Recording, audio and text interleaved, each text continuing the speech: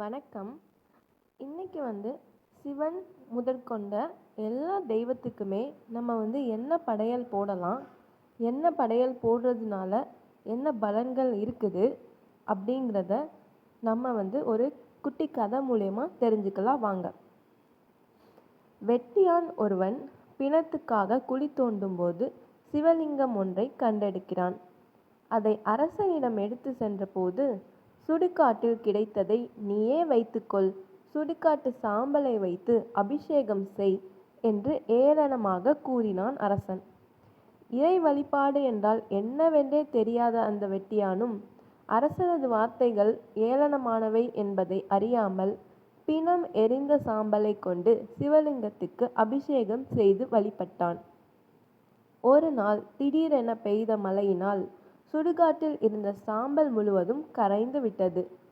சிவலிங்கத்துக்கு அபிஷேகம் செய்ய சாம்பல் இல்லையே என வருந்திய அவனும் விராட்டிகளை அடுக்கி தீயை மூட்டிவிட்டு தனது மனைவியிடம், நான் இந்த தீயில் விழுகிறேன், என் உடல் எரிந்து கிடைக்கும் சாம்பலை கொண்டு சிவலிங்கத்துக்கு அபிஷேகம் செய் என்று கூறினான்.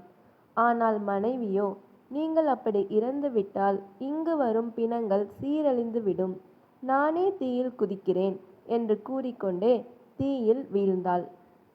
இவர்கள் இருவரது பக்தியிலும் திளைத்து போன பரமசிவன் பார்வதியுடன் சேர்ந்து பிராட்டனின் மனைவியை உயிர்ப்பித்து இருவரையும் முக்தி அடைய வைத்தார்.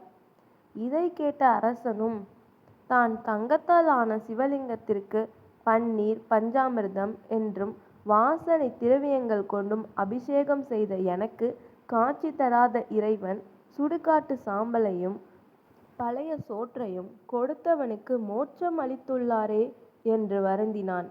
இருந்தாலும் பக்தி என்பது ஆடம்பரத்தில் இல்லை, அன்பினால் மட்டுமே பக்தி மலரக்கூடியது என்பதை உணர்ந்த அரசன் அதன்படியே சிவலிங்கத்திற்கு பூஜை செய்ய ஆரம்பித்தான்.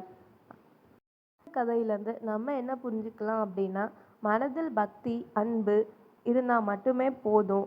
ஆடம்பரம்பா அதை செய்யணும், இதை படையல் போடணும் அப்படின்லாம் கிடையாது அப்படின்னு தான் இந்த கதை நமக்கு உணர்த்துகிறது. இந்த மாதிரி நிறையா ஆன்மீக தகவல்களுக்கு நம்ம சேனலை சப்ஸ்கிரைப் பண்ணிக்கோங்க.